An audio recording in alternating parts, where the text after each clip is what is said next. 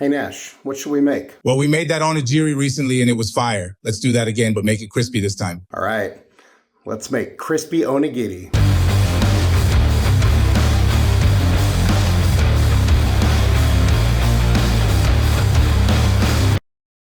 Today, we're making Yaki Onigiri, which is going to be really similar to the last one we made. Really, the biggest difference is at the end, instead of dressing it up with nori and furikake or sesame seeds or whatever, you basically put a little bit of starch on there and then you fry it so it's crispy. So I think it basically translates to crispy sushi balls, something like that. I could be wrong. Go ahead and torch me in the comments. Anyways, it's basically the same thing we made recently, but it's crispy. So sushi with filling wrapped up into a little triangle sort of shape, and then you fry it. Should be good. But hey, without further ado, let's go.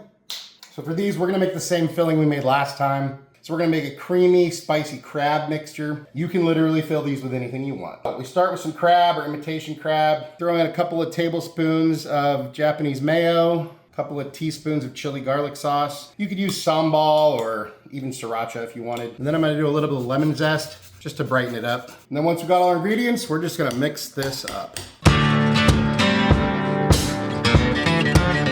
And set this aside. I'm gonna let it chill. Then we're gonna take some sushi rice. Don't be a heathen, rinse your rice. Then we head over to our trusty rice cooker. Get all our rice in there. Put some water in there. Put a lid on. My super fancy rice cooker. Go ahead and cook your rice. And now we wait.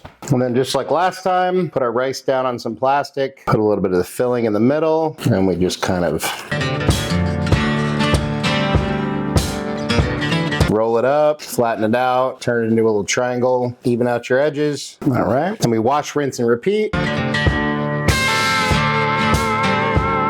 So once your guys are formed, we take our guys, and then you want to sprinkle them with some potato starch. If you don't have potato starch, cornstarch will work in a pinch. I don't really know a good way to do this, so we're just going to do it this way.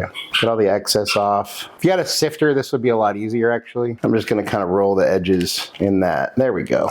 So there we got our guys all starched up and ready to fry. So then we heat some oil in a pan on medium until it's kind of shimmering. Make sure it's hot enough. And then we just go ahead and drop our guys in. Make sure they're far apart. You don't want them touching. And then we just want to fry them till they're nice and golden brown, about 6 to 8 minutes on each side.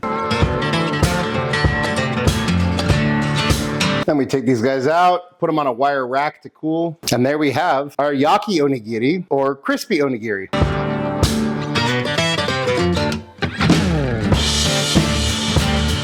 Time for a bite. Cheers.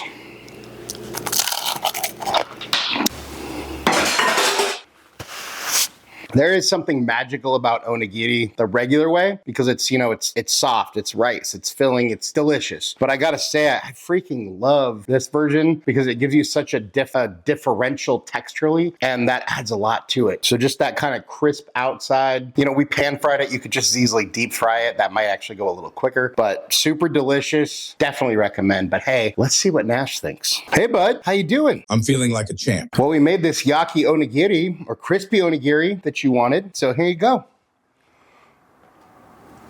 What do you think? Yum, the texture addition that the crispy outside gives, it really elevates the overall taste of the dish. Anything you want to say to your fans? Attitude is a little thing that makes a big difference. It's a freaking delicious dish. I highly recommend going and making this. Try it both ways. Try the one we made recently. I'll link that below, just the normal way. And then try this way, the crispy way, because it's freaking delicious. But hey, thank you so much for watching. Appreciate you all. Love you all. If you wouldn't mind taking a second to like, share, and subscribe, that would help us out. It'd mean a lot. If you want notifications every time we drop a new video, go ahead and hit that notification bell. If there's anything you want me to make, you want me and Nash to taste, go ahead and drop that down in the comments, or head over to our website, timschaoskitchen.com. Send us a message there. And hey, just remember, cook more, eat better, embrace the chaos. That's it for now, folks. Until next time, peace.